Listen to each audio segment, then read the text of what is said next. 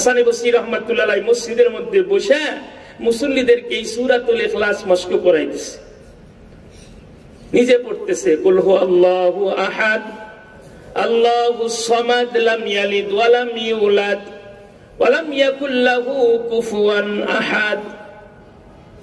মসজিদের কিনার দিয়া ওই এলাকার একজন হিন্দু বিধর্মী, তার নাম ছিল আদনান। কি নাম ছিল বাবা? আদনান। তার 6 বছরের একটা কন্যা, নাম ছিল বাবেলা। হাত ধরে বাবা মেয়ের হাত ধরে মসজিদের কিনার দিয়া যায়। এদিকে মসজিদের মধ্যে কোরআন তেলাওয়াত হইতেছে। 6 বছরের মেয়ে বাবা আদনানকে ডাকতে বলে, বাবা এ ঘর থেকে কিসের আওয়াজ আসে? এটা কার ঘর? এ ঘর থেকে কিসের যেন আওয়াজ, সুন্দর আওয়াজ আমার কানে আসতেছে। কারণ বিধর্মীরা জানে মুসলমানের কোরআনের আওয়াজ যার কানের ভিতরে যাবে, সে অন্তর দিয়া, অন্তরের কান দিয়া যদি মুসলমানের কোরআনের আওয়াজ শুনে, সে ওই মজলিস থেকে মুসলমান না হয়ে ফিরতে পারবে না। আদনান চিন্তা করতেছে, আমার মেয়ে যেমন করে বলতেছে না জানি কি হয়ে যায়, এটা কয় সেটা কয়, না কিছু না, মেয়ের কথাই গুরুত্ব দেয় না। মেয়েটা নাসরবান্দি ডাকতে কয়, আব্বু বলো না, এরা কাদের ঘর, যে ঘর থেকে আবার কিসের যেন আওয়াজ আসতেছে, বড় সুন্দর ভালো লাগে। বাবা গো একটু বলা যায় না? আদনান ডাকতে বলে, মা এটা মুসলমানদের ইবাদতখানা। মুসলমানরা এই ঘরের ভিতরে দিনের মধ্যে 5 ওয়াক্ত যখন মুয়াজ্জিন আল্লাহু আকবারের ধ্বনি দিয়ে আযান দিয়া দেয়, তখন মুসলমানেরা তারা নিজের হাতের কাজ ছেড়ে ছুটে তারা মসজিদে চলে আসে, ইবাদতখানায় চলে আসে। এরা এই ঘরের ভিতরে বসে 5 ওয়াক্ত তাদের মওলা সৃষ্টিকর্তা রব্বুল আলামিনের কুদরতি পায়ে সিজদা করে। মেয়ে কয়, বাবা এটা বুঝলাম, কিন্তু ভিতর থেকে কিসের আওয়াজ যেন কানে আসতেছে। আল্লাহু আকবার বলে। ডাক্তার কয়, মা এটা মুসলমানদের ধর্মগ্রন্থ কোরআন তেলাওয়াত করতেছে মুসলমানদের ইমাম। বাবা গো মন চাই একটু ভিতরে যাইতে। আল্লাহু আকবার বলেন। আপনার ডেকে বলে, মা বাবেলা রে, মুসলমানদের ইবাদতখানায় যাওয়া যাবে না, আমরা বিধর্মী মানুষ, আমাদের মুসলমানদের ইবাদতখানায় যাওয়া যাবে না। ছোট্ট মেয়ে বাবেলা নাসরবান্দি ডাকতে কয়, আব্বা এমন সুন্দর কণ্ঠ আমি জিন্দগিতে শুনি নাই, একটা বার একটু সময় দাও, আমি একটু মুসলমানদের ইবাদতখানার ভিতর থেকে একটা নজর দেখে আসি, কে এত সুন্দর কণ্ঠে কি তিলাওয়াত করতেছে। আদনান ডাকতে কয়, আমার কপাল বুঝি শেষ হয়ে গেছে, কপালে বুঝি কালি পড়ে গেল। কিন্তু নাসরবান্দি মেয়ে মাত্র 6 বছর বয়স, বাহানা ধরছে, ছাড়ে না। ডাকটা বলে, মা আমি মসজিদের সামনে দাঁড়াইলাম, তুই একটু ভিতরে যা, দেরি করবি না কিন্তু। বাবেলা ডাকটা কয়, আব্বা দেরি করব না। ভিতরে যখন চলে যায়, মসজিদের মেম্বারের মধ্যে বসে হাসানে বসরি কোরআন শরীফের তিলাওয়াত চলতেছে। ডান পাশে বাচ্চাটা দাঁড়া যাইতেছে, কোনো কথা বলে না। হাসানে বসরি তিলাওয়াত করলো, কুল হুয়াল্লাহু আহাদ আল্লাহুস সামাদ লাম ইয়ালিদ ওয়া লাম ইউলাদ ওয়া লাম ইয়াকুল লাহু কুফুয়ান আহাদ। হাসানে বসরি তেলাওয়াত করতেছে, ছোট্ট মেয়েটা টাকা টাকা দেখতেছে, চোখের পানিগুলা ঝর্ণার মতো পড়ে। ডাকদা বলে, মুসলমানদের ইমাম, আমি ছোট্ট মেয়ে একটু বেয়াদবি তোমার সাথে করতে চাই। কি বেয়াদবি করবা বলা? হাসান রে, আর একটা বার কি তুমি যেই তেলাওয়াতটা করলা, আমার কি তেলাওয়াত শোনানো যায় না? হাসানে বসরি বলে, একটা বার কেন, একটা বার কেন, 100 বার যদি তুমি শুনতে চাও আমি হাসান শোনাইতে রাজি আছি। আবার তেলাওয়াত করলেন, কুল হুয়াল্লাহু আহাদ আল্লাহুস সামাদ লাম ইয়ালিদ ওয়া লাম ইউলাদ ওয়া লাম ইয়াকুল লাহু কুফুয়ান আহাদ। হাসানে বসরি তাকা দেখে 6 বছরের মেয়ে বাবেলার চোখ দিয়ে অজরে ঝর্ণার মতো পানি পড়তেছে। আবার ডাকতে কয়, হাসান রে, আর একটা বার তেলাওয়াত করে কি শোনানো যাবে?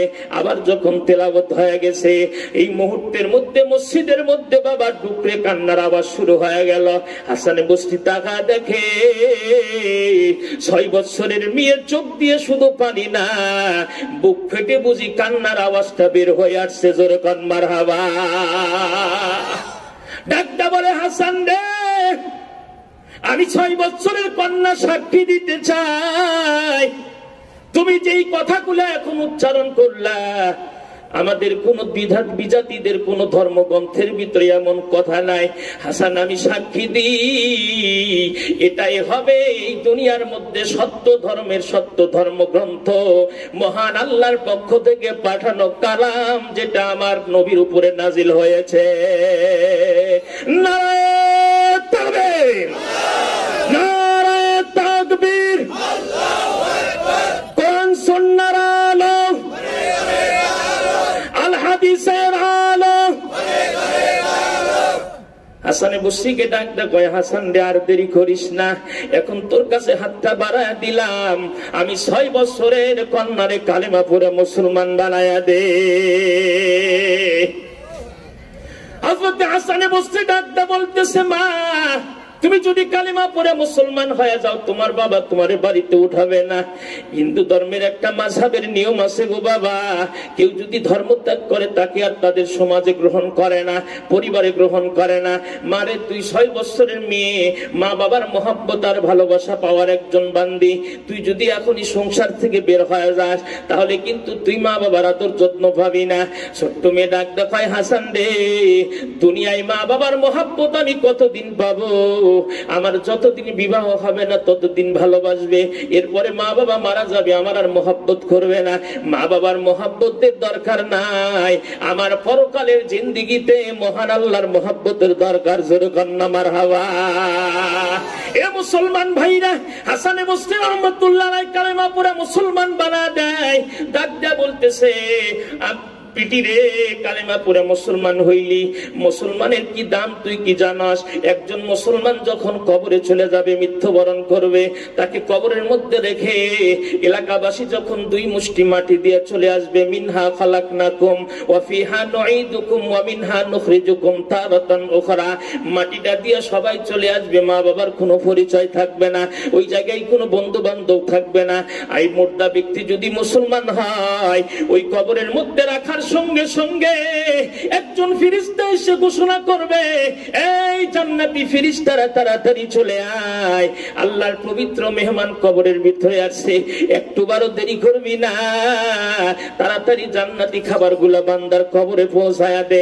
দুনিয়ার সাধারণ কোনো ব্যক্তি না, একজন মুসলমান সার্টিফিকেটধারী আল্লাহর মহব্বতের বান্দা কবরে আছে। একটু দেরি করা হয় না বাবা, জান্নাত থেকে শুরু যখন কবরে চলে আসে, জান্নাতের বিছানা বিছায়া দেওয়া হয়, জান্নাতি খাবার চুপর কবরের ভিতরে চলে আসে, আল্লাহর বান্দা আরামে জান্নাতি খাবার খাবে আর ঘুমাবে। হাসানে বসরি ডাক দেখায়, মা তবে মুসলমান শুধু কালেমা পড়ে হলেই মুসলমান না, মুসলমানের ডাক হলো মুসলমান পরিপূর্ণ মুসলমান হতে হবে। আমার আল্লাহ কোরআন শরীফের মধ্যে বলেন, ইয়া আইয়ুহাল্লাযীনা আমানুত্তাকুল্লাহ হাক্কা তুকাতি ওয়া লা তামুতুন্না ইল্লা ওয়া আনতুম মুসলিমুন। আল্লাহ ডাক দেখায়, ও ঈমানদারেরা, আমি আল্লাহকে ভয় করার মতো ভয় করবা, আর মুসলমান না হয়ে কেউ মৃত্যুবরণ করবা না। এ মুসলমান ভাইরা, আমরা কি মুসলমান না? আমরা মুসলমান আছি, তারপরেও কোরআন শরীফে আল্লাহ কেন আয়াত নাজিল করলো? আমরা তো মুসলমান, আমার বাবা মুসলমান ছিল, আমার পরদাদা দাদা মুসলমান ছিল, আমার সন্তান মুসলমান, আমার স্ত্রী মুসলমান, কিন্তু আমার আল্লাহ ঈমানদারদেরকে ডাক দা কোরআন শরীফে কেন বললেন, ইয়া আইয়ুহাল্লাযীনা আমানুত্তাকুল্লাহ, হে ঈমানদারেরা আমি আল্লাহকে ভয় করার মতো ভয় করো, আর খবরদার মুসলমান না হয়ে কেউ যেন মৃত্যুবরণ করো না। আয়াতে কারিমার ভিতরে আল্লাহ রাব্বুল আলামিন দুইটা সতর্কবাণী দিয়ে দিছে, কারণ মৃত্যু তো সবার আছে, আছে না নাই? মৃত্যুর ভয়ে কেউ যদি কাছের গ্লাসের মধ্যে পালায়, আজরাইল সেখানেও যাবে, ঠিক না ঠিক? মৃত্যু আছে, কিন্তু আল্লাহ কয় কবরের ব্যাপারে মৃত্যুবরণ করবি, কিন্তু দুইটা সার্টিফিকেট লইয়া তুই খবরে আসবি। বাজান রে, দুনিয়ার একটা গার্মেন্টসে চাকরি নিলে সার্টিফিকেট লাগে। এ মুসলমান ভাইরা, একটা চৌকিদারের চাকরি নিলেও সার্টিফিকেট লাগে, সনদ লাগে বাবা, সব জায়গায় সনদ লাগে। আল্লাহ ডাকটা কয়, এই বিশাল আরামের জান্নাতে আসবি, তোর কি কোনো সনদের দরকার নাই, সার্টিফিকেটের দরকার নাই। দুইটা সার্টিফিকেট লয়া যখন কবরের ভিতরে আসোস, কবর জান্নাতের টুকরা হবে। আর যদি দুইটা সনদ ছাড়া যদি আসোস, তাহলে কবরটার ভিতরে তোর দুঃখের কোনো সীমা থাকবে না। এক নাম্বার হলো আমি আল্লাহর ভয় ভিতরে থাকতে হবে, সাধারণ ভয় না, ভয়ের মতো ভয়। দুই নাম্বার হলো ওয়ালা তামুতুন্না ইল্লা ওয়া আনতুম মুসলিমুন, হয় মৃত্যুবরণ করো না কিন্তু মুসলমান হয়ে মৃত্যুবরণ করো। কে বলছে? আল্লাহ বলছে। মৃত্যুবরণ করো না কিন্তু যদি মৃত্যুবরণ করতেই হয় তাহলে মুসলমান হয়ে মৃত্যুবরণ করো, তাছাড়া উপায় থাকবে না বাবা। এক নাম্বার আল্লাহর ভয়ের সার্টিফিকেট লাগবে। বিদেশে চলে যাবেন, একটা লাগে সনদ, আর একটা লাগে সার্টিফিকেট, একটা লাগবে পাসপোর্ট, আর একটা লাগবে ভিসা। এ মুসলমান ভাইরা, দুইটা যদি ঠিক হয় তাহলে বিদেশে যাইতে কোনো বাধা নাই। আর যদি দুইটার একটা সমস্যা হয়ে যায় তুমি বিদেশে পাড়ি জমাতে পারবা না বাবা। প্রকান্তরে এই দুনিয়ার জগৎ থেকে বড় একটা বিদেশ হলো কবরের জগৎ। এই কবরের জগৎ যাইতে আমার আল্লাহ ডাক দেয়, এখানে কি একটা পাসপোর্ট আর ভিসার দরকার নাই? দুনিয়ায় একই সূর্যের আলোতে বাংলাদেশের বর্ডার পার হয়ে ভারতে যাইবি, ভিসা লাগবে, পাসপোর্ট লাগবে। একই সূর্য আলো দেয়, একই জমিন, একই আসমানের নিচে। আর এই জমিন ছাইরা, আসমান আর সূর্যের আলোকে ছাইরা যখন অন্য একটা জগতের মধ্যে পদার্পণ করবা, বান্দারে ওই জায়গার মধ্যে ঢুকতে কি তোমার পাসপোর্ট আর ভিসার দরকার নাই। পাসপোর্ট ভিসা নিয়ে তারপরে তোমার দুনিয়ার থেকে বিদায় হইতে হবে। এ মুসলমান ভাইরা, সর্বপ্রথম যেই পাসপোর্টটা লাগবে এটা হলো বাবা আল্লাহর ভয়। দ্বিতীয় নাম্বার হলো ভিসা লাগবে, মুসলমানের ভিসা। এই দুইটা জিনিস ঠিক করে যদি মুসলমান কবরে চলে যাও, তোমার কবর হবে জান্নাতের টুকরা। জোরে কান মারহাবা। আল্লাহর ভয় কাকে বলা হয় বাবা? আল্লাহর পয়গম্বর বলে, মান বাকা মিন খাশিয়াতিল্লাহ হারামাল্লাহু আলাইহিন নার। যেই ব্যক্তি আল্লাহর ভয়ে এক ফোঁটা চোখের পানি জমিনের মধ্যে ছাড়বে, আমার আল্লাহ এক ফোঁটা চোখের পানির কারণে বান্দার জাহান্নামের আগুন আল্লাহ হারাম করে দিবে। এ মুসলমান ভাইরা, এই জন্য বাজান, আল্লাহর ভয় যদি বান্দার ভিতরের মধ্যে থাকে তাইলে এই বান্দা কখনো চুরি করতে পারবে না, ঘুষ খাইতে পারবে না। এই বান্দা কখনো বাবা মানুষের অন্যায় করবে না, গরু বকরি ছাগল দিয়া ভেড়া দিয়া মানুষের জমি নষ্ট করবে না। আল্লাহর ভয় ভিতরে থাকলে এই ব্যক্তি একজন পরিপূর্ণ ইমানদার হয়ে কবরে চলে যেতে পারবে। আল্লাহর ভয় নিয়ে আসতে হবে, চোখের পানি ফেলায়া কান্না করতে হবে বাবা। হযরতে আবু বকর রাদিয়াল্লাহু তাআলা আনহু আল্লাহর রাসূলের সব চাইতে মহব্বতের একজন সাহাবী, ঠিক না ঠিক? কুফা নগরীতে গেছে, রাসূল ইন্তেকাল করছেন, কুফাতে চলে গেছে এমনি ঘুরে ঘুরে বেড়ানোর জন্য, আত্মীয় বাড়িতে গেছে। কুফা নগরীতে ঘোরাফেরা করে বিকালের দিকে বাড়িতে আসবে, এমন সময় হঠাৎ করে এক লোক ডাক দিয়ে বলতেছে, হুজুর বাড়ি যেতেছেন, মদিনায় যাইতেছেন? কয় হ্যাঁ। কয় এখনই যাওয়া যাবে না, এই কুফা নগরীর একজন ব্যক্তি আছে যার নাম হলো জোরাক। কি নাম? জোরাক। যে কুফা নগরীর ভিতরে সবচাইতে বেশি পাপিষ্ঠ ব্যক্তি, মদ গাঁজা থেকে শুরু করে সকল প্রকার গুনাহ তার ভিতরে আছে, সেই লোকটা ইন্তেকাল করছে। হুজুর আমার ভাই হয়, একটু মেহেরবানি করে আপনি যদি আমার ভাইয়ের জানাজা নামাজটা পড়াইতেন, তাকে যদি কবর দিয়া তারপরে মদিনায় যাইতেন, আমরা খুব খুশি হইতাম। আবু বকর জানে জোরাতের মতো খারাপ মানুষ কুফা নগরীতে কেউ নাই। আরে আমাদের এলাকায় যদি একজন দুষ্ট মানুষ মারা যায়, অনেক লোকই তার জানাজায় যাইতে চায় না, কথা কোন ঠিক না ঠিক, কবর দিতে চায় না। কেউ যদি গলায় দড়ি নিয়ে মারা যায়, অনেক লোকই তার কিন্তু জানাজা করে না। কেউ যদি বিষ খায়া মারা যায়, আত্মহত্যা করে, অনেক লোকেরই মন চায় না তার জানাজা করতে। হযরতে আবু বকর জানে এই লোকটা হলো কুফা নগরীর সবচেয়ে দুষ্ট মানুষ, না না মন থেকে চায় না যে এই লোকটার একটু জানাজা করা যায়। কিন্তু লোকেরা ডাক দেখায়, আবু বকর রে, আল্লাহর নবী যদি দুনিয়ার বুকে জীবিত থাকতো তাহলে আল্লাহর পয়গম্বর সূরাতের জানাজার নামাজ পড়াইতো। এ আবু বকর, নবী দুনিয়া থেকে বিদায় হয়ে গেছে, নবীর পরে খেলাফতের দায়িত্ব তোমাকে দেওয়া হয়েছে। আবু বকর রে, তুমি আবু বকর একজন নরম মিজাজের সাহাবী, আবু বকর তুমি একটু আমার ভাইয়ের জানাজাটা সম্পূর্ণ করে কবর দিয়া চলে যাও। হযরত আবু বকর আর সামনের দিকে বাড়াইতে পারলেন না বাবা। কাফন দাফন হয়ে গেছে, কাফনের কাপড় পরানো হয়ে গেছে। লোকজন ঈদগাহ মাঠের দিকে নিয়ে যায়, জোরাতের লাশ নিয়ে যায়। জানাজা সামনে রেখে হযরত আবু বকর ইমামতি করে দিলেন, জানাজা পড়ায় দিলেন। লোকজন ডাক দেখাই, হুজুর আপনি একটু মেহেরবানি করে কবরস্থানে যাবেন। কবরস্থানের ভিতরে গিয়া আমার ভাই জোরাতকে এক মুষ্টি মাটি দিয়া দোয়া করে আসবেন। আমার ভাই বড় দুষ্ট ছিল, বড় খারাপ ছিল, এলাকার সবাই জানে। হুজুর একটু আপনি মেহেরবানি করে একটু কবরস্থানে চলেন। আবু বকর বলেন, আমি কবরস্থানে চলে গেলাম। কবরস্থানে যে লাশটা যখন কবরের মধ্যে নামাইলাম, আহারে ঢাউট দিব, মুহূর্তের মধ্যে একটা লোক ডাক দেয়া বলে, আবু বকর রে, হুজুর তাকায়া দেখেন, ওই তো মরুভূমির ভিতর দিয়ে একজন কে যেন দৌড়ায় আসতেছে আর চিল্লা চিল্লি করতেছে। হুজুর লোকটা চিল্লাইতেছে আর বলতেছে, লোকজন তোমরা একটু ভারে ভারে লোকটারে মাটি দাও, তোমরা যারে খবর দাও, ও আমার কলিজা সেরা ধন, আমার সন্তান। জোরা জোরে জোরে খান্না মার হাওয়া। হুজুর একটু দেরি করে দেন, কে যেন আসতেছে। লোকজন ডাকতে কই, হুজুর যে আওয়াজটা আমরা পাইতেছি এটা অন্য কোন লোক না, যারে দাফন করতেছেন ওই লোকটার মা। ওখান থেকে জোরাতের মা আসতেছে, এখন পর্যন্ত জোরাতের চেহারাটা দেখে নাই। আল্লাহর পয়গম্বরের সাহাবী হযরত আবু বকর মাটি দাও একটু বিলম্ব করলেন, দেরি করলেন। হঠাৎ করে ইঞ্জিনিয়ারিং টাইমে দেখা গেল মহিলাটা ধুলা উড়াইতে উড়াইতে মরুভূমির পথ অতিক্রম করে সামনে হাজির হয়ে গেলেন। দাঁড়া দেখতেছেন হযরত আবু বকর রাদিয়াল্লাহু তাআলা আনহু দাঁড়া রইছেন। মহিলা হাফাইতেছে আর ডাকতে বলতেছে, আবু বকর রে, তুমি যারে খবরের মধ্যে নামাইছো এটা আমার খলিজা সেরা ধন, আমার সন্তান। আমারে বুকের মধ্যে লাথি মারছে, মদের টাকা চাইছে, গাঁজার টাকা চাইছে, আমি মা দিতে পারি নাই। আর রাস্তার ভিতরে ঘরের ভিতরে থেকে আমি মারে ঘাত ধরে ধাক্কা দিয়ে ফালায় দিছে। আবু বকর রে, আমি সেই থেকে আমার বাড়ি ত্যাগ করে আমি বহুদূর চলে গেছি। এরে আবু বকর, আমার যদিও সন্তান আমারে কষ্ট দিয়েছে রে আবু বকর, কিন্তু আমার সন্তান ও যখন আমার গর্ভের ভিতরে ছিল আবু বকর আমাকে কত কলিজায় লাথি মারছে। আমি যখন রাতের বেলা ঘুমায়া যাইতাম, হঠাৎ করে গভীর রাতে আমার গর্ভের ভিতরে নাড়াছাড়া করে কলিজার মধ্যে এত জোরে লাথি মারত, আমি মার বিছানায় একটা মুহূর্ত পিঠ রাখতে পারি নাই।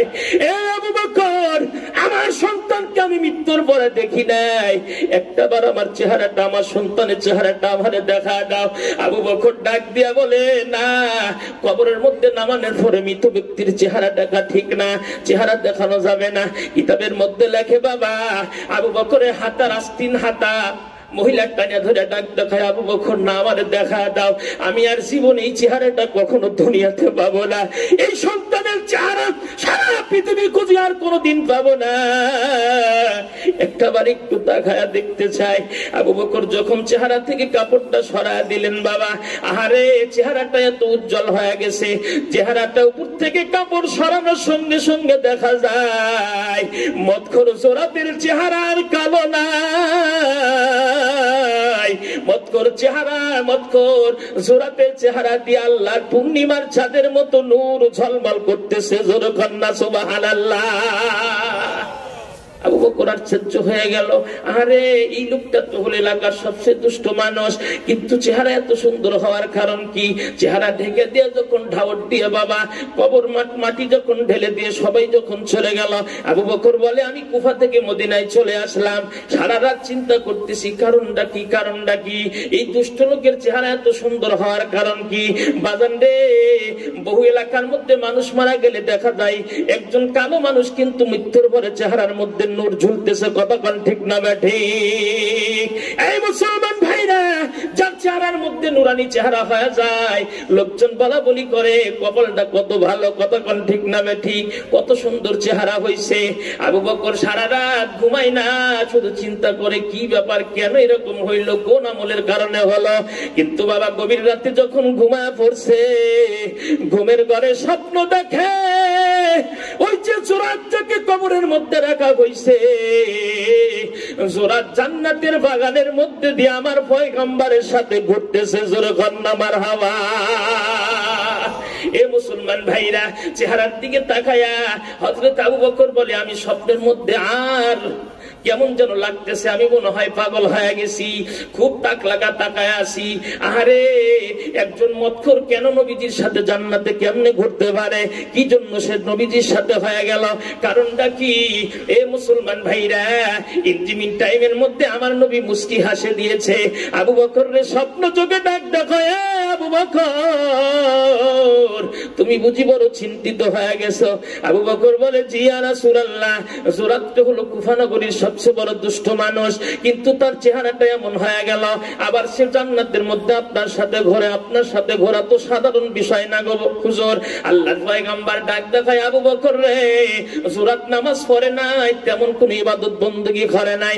জুরাত নামে মুসলমান ছিল গো, কিন্তু জুরাতের তেমন কোন আমল নাই। জুরাতের একটা আমল আমার আল্লাহর কাছে এতই পছন্দ হয়েছে, সারাদিন মদ খাইতো আর গাঁজা খাইতো, সারাদিন সে যত গুনাহের কাজ করত, রাতের বেলা যখন ঘরের ভিতরে আসতো, দুইটা বালিশের মধ্যে মাথা দিয়া সকাল থেকে বিকাল পর্যন্ত কতগুলা গুনাহ করছে, কতগুলা জিনা করছে, কতগুলা মদ খাইছে, কত মানুষের সাথে বেয়াদবি করছে, কত অন্যায় অবিচার করছে। সব গুনার কথাগুলা স্মরণ কইরা চিত হইয়া কবর চিত হইয়া বালিশের উপর নিচে মাথা দিয়া জোরাত শুধু তুই চোখের পানি অজরে কান্না করত। এ আবু বকর, আমি নবী যে হাদিসের মধ্যে বর্ণনা করেছিলাম, মান বাকা মিন খাশিয়াতিল্লাহ হারামাল্লাহু আলাইহিন নার। আল্লাহু আকবার বলেন। আবু বকর, আমি যে বলছিলাম যে ব্যক্তি আল্লাহর ভয়ে চোখের পানি ফেলাবে, ওই ব্যক্তির জন্য আবার আল্লাহ জাহান্নামের আগুন হারাম করে দিবে। আবু বকর রে, সূরাতের কোনো আমল নাই, কিন্তু এই যে প্রতিদিন রাতের বেলা গুনাহের কথা স্মরণ করে চোখের পানি ফেলায় ফেলায় আল্লাহর ভয়ে কাঁদতো, আল্লাহরে ডাকদা বলতো, আল্লাহ এই গুনাহ নিয়ে কেমনে তোমার সামনে আমি দাঁড়াবো? তুমি যেন তোমার সামনে হাজার হাজার মানুষের সামনে যেন আমাকে গুনাহগার বলে ডাক দাও না, লক্ষ লক্ষ মানুষের সামনে যেন আমাকে মদখোর গাঁজাখোর বলে ডাক দাও না। আল্লাহ আমি কত গুনাহ করেছি, আমার মতো গুনাহগার কেউ নাই। সারা রাত্রি ভরা ঘুমাইতো না, শুধু আল্লাহর ভয়ে কান্নাকাটি করত। আবু বকর তার চোখের পানিটা আল্লাহর দরবারে এত কবুল হয়েছে, আমার আল্লাহ তাআলা জান্নাতের মধ্যে তার চোখের পানির বদলতে আমি বিশ্ব নবীর সাথে তাকে জান্নাত দান করে দিয়েছে। জোরে কান্না মারহাবা। এ মুসলমান ভাইরা, এই জন্য আমার আল্লাহ ডাক দেখায়, বান্দারা দুইটা কবরে আসবি তো দুইটা জিনিস লয়ে আসবি, একটা হলো পাসপোর্ট আর একটা ভিসা। পাসপোর্ট করতে হলে আমি আল্লাহর ভয় তোর ভিতরে ঢুকাইতে হবে। ইয়া আইয়ুহাল্লাযীনা আমানুত্তাকুল্লাহ, আল্লাহ ডাক দেখায় আমার ভয় ভিতরে ঢুকাতে হবে। ইমানদার রে, আমাকে ভয় করার মতো ভয় করা। হাক্কা তুকাতি ওয়ালা তামুতুন্না ইল্লা ওয়া আনতুম মুসলিমুন। আর দ্বিতীয় নাম্বার, তোমার ভিসা লাগবে। ওই ভিসাটা হবে তোমার মুসলমানের একটা সার্টিফিকেট আর একটা সনদ। যদি পরিপূর্ণ মুসলমানের সনদ লইয়া কবরের ভিতরে আসো, তাহলে অবশ্যই আমি আল্লাহ রাব্বুল আলামিন তোমার কবরে জান্নাতের বিছানা বিছায়া দিব। তাহলে এক নাম্বার হলো আল্লাহর ভয় ভিতরে নিয়ে আসতে হবে। দুই নাম্বার হলো বাবা, মুসলমান হইতে মৃত্যুবরণ করতে হবে। বলতে পারেন হুজুর আমরা তো মুসলমান, আমাদের বাবা মুসলমান ছিল, আমাদের দাদা মুসলমান ছিল, সেই সূত্রে মুসলমান হইছি। বাবারে, মুসলমানিটা কোনো বংশের ধারাবাহিকতায় আসে না। দেখা যায় একজন খান সাহেবের ঘরে যদি একটা বাচ্চা জন্মায়, তাহলে এই বাচ্চাটাও খাওয়া হয়। কথা কোন ঠিক না বে ঠিক? শেখের ঘরে বাচ্চা হইলে এটাও শেখ হয়, তালুকদারের ঘরে বাচ্চা হলে সেই তালুকদার হয়। কিন্তু বাবা মুসলমানই এমন না, মুসলমানের ঘরে জন্ম নিলেই সে পরিপূর্ণ মুসলমান হতে পারবে না। আমাদের মুসলমানিটা হইছে কেমন, যে আমার বাপ মুসলমান সেই সূত্রে আমি মুসলমান। ঠিক না বে ঠিক? দাদা মুসলমান সেই সূত্রে আমি মুসলমান হইছি, কিন্তু না, এই সূত্রে মুসলমান হয়ে লাভ নাই। মুসলমান হইতে হবে, আমার বাবা মুসলমান ছিল হালকা মুসলমান, আমার হইতে হবে পাক্কা মুসলমান। আমাকে একদম মুসলমানের মতন মুসলমান হইতে হবে, তাহলে অবশ্যই আমি আল্লাহ রাব্বুল আলামিনের জান্নাতের একজন অংশীদার হতে পারবো। ঠিক না বেঠি? মুসলমান কাকে বলে? রাসূল বলে, আল মুসলিমু মান সালিমাল মুসলিমুনা মিন লিসানিহি ওয়া ইয়াদি। মুসলমান তো সে যার হাতের দ্বারা অপর মুসলমান নিরাপদ, তার হাতের দ্বারা একজন মাখলুক নিরাপদ থাকে, যার জবান দ্বারাও একজন মাখলুক নিরাপদে থাকে। হাত দিয়েও কষ্ট দেয় না কাউকে, আবার জবান দিয়া গালিগুলোজ করে খারাপ ভাষা বলেও কোন মুসলমানকে কোন মাখলুককেই কষ্ট দেয় না। রাসূল কয় সেই হলো পরিপূর্ণ মুসলমান। কিন্তু আমাদের দ্বারা হয়, আরে হাতের দ্বারা কত মানুষকে কষ্ট দিই, ঠিক না বে ঠিক? এরপরে জবান দ্বারা কত মানুষকে কষ্ট দিই, হ্যাঁ, গীবত শেখায়েত করে, পর নিন্দা করে, কলিজাটাকে ধ্বংস করে দিই, মানুষের বদনাম করি। এই জন্য আমাদের দ্বারা হাতের দ্বারাও মুসলমানিত্বা রক্ষা হয় না, জবানের দ্বারাও মুসলমানিত্বা রক্ষা হয় না।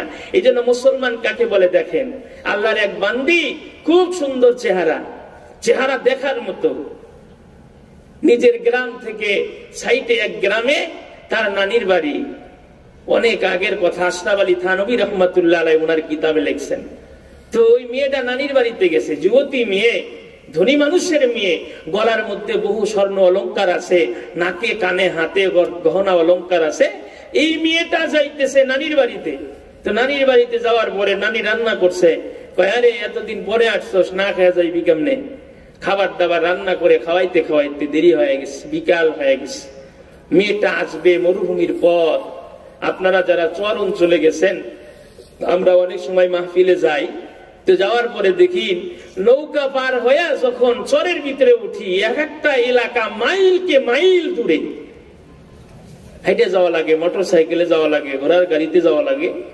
তো এই মহিলা যে নানির বাড়ি থেকে নিজের বাড়িতে আসতেছে, মাঝখানে কোন রাস্তাঘাট নাই, মরুভূমি মাঠের ভিতরে দিয়ে আসতে হয়। সন্ধ্যা হয়ে যাইতেছে, সূর্য ডুবে যাবে। মেয়েটা চিন্তা করতেছে, একটা দিনদারি পরিবারের মেয়ে চিন্তা করতেছে যে আমি যে এই রাত হয়ে যাইতেছে, বাসায় যাইতেছি, যদি রাস্তার মধ্যে কোনো চোর ডাকাত আমার সামনে পড়ে, তাহলে তো আমার গহনা অলংকার গুলা নিয়ে যাবে, চিন্তাই করবে। অথবা চোর ডাকাত না পড়লো, কোন লম্পট যুবক যদি আমার সামনে পড়ে, তাহলে তো সে আমার সাথে জিনাহের কাজে লিপ্ত হবে। আমার যৌবনে, আমার জিন্দগিতে একটা কলঙ্কের ছাপ পড়ে যাবে। মহিলা সতী নারী, তাই এই টেনশন করতে করতে আস্তে আস্তে আসে।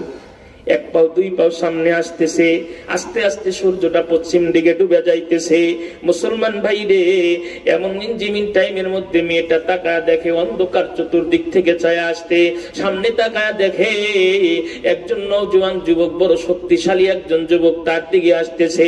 এই মুসলমান ভাই, যেই মেয়েটা নিজের সতীত্বর চিন্তা করে, নিজের গহনা অলংকারের চিন্তা করে, এই মেয়েটা সামনে এই অন্ধকারের মধ্যে একজন নওজোয়ান অপরিচিত যুবককে দেখে তার শরীরের মধ্যে ভয় লাগবে কি লাগবে না বলেন? এমন ভয় পাইতেছে বাবা, সামনে একটা কদম দেয় তো পিছন দিকে দুইটা কদম দেয়, গায়ের লোমগুলা পর্যন্ত দাঁড়ায় গেছে। আল্লাহ, একজন পুরুষ মানুষের শক্তির কাছে আমি নারীর শক্তি তো পরাজয় বরণ করতে হবে, আমি তো তার সাথে পারবো না। এরপরে আমি একজন নারী, আমার ভিতরে বহু লজ্জা আছে, আমার ভিতরে পুরুষে ভোগ করার মতো বহু কিছু আছে, গহনা অলংকার গুলা আছে। যদি ইজ্জত নষ্ট নাও করে, তাহলে গহনা অলংকার গুলা চুরি করে নিয়ে যাবে, আমার থেকে ছিনতাই করে নিয়ে যাবে, আমি বড় অর্থের ক্ষতির মধ্যে ভরে যাব। আল্লাহ, আমি এখন কোন দিকে যাব? সামনেও যাইতে পারি না, পিছনেও যাইতে পারি না। রব্বুল আলামিন, আমি কোথায় যাব? কান্না করতেছে, চোখ দিয়ে পানি পড়তেছে, আর চিন্তা করে আমার জিন্দেগিতে বুঝে একটা কলঙ্কের দাগ পড়ে যাবে। একটু সামনের দিকে যখন আসে, যুবক নিকটে হয়ে গেছে। যুবক চিন্তার চোখের দিকে তাকায় দেখে মহিলার চোখ দিয়ে ঝর্ণার মতো পানি পড়তেছে। দূর থেকে যুবক ডাক দেখায়, মা তুই আমার মা, তুই আমার কাছে নিরাপদ। আমি একজন মুসলমান, একজন মুসলমানের কাছে অপর মাখলুক নিরাপদ, আমার নবী বলছে। আল্লাহু আকবার, জোরে কর। এ মুসলমান ভাইরা আমার, একজন নারী যদি তার সামনে যাকে দেখে ভয় পায়, এই লোকটা যদি তাকে মা বলে ডাক দেয়, আর যদি পরিচয় দেয় আমি একজন মুসলমান, তুই আমার কাছে নিরাপদ, চিন্তা করিস না, টেনশন করিস না। আরে বানিয়াগাতির ভাইরা বলেন তো, এই নারীর ভিতরে একটু ভয় ভীতি দূর হবে কি হবে না? মুসলমান ভাইরা রে আমার, মেয়েটা বলে এখন সামান্য আমার ভিতরে একটু স্বস্তি বোধ করলাম। ইঞ্জিনিয়ারিং টাইমের মধ্যে নওজোয়ান যুবক সামনে দাঁড়ায় গেল। আরে আমার ভাইয়ের বয়স, কিন্তু আমারে মা বলে ডাক দিল।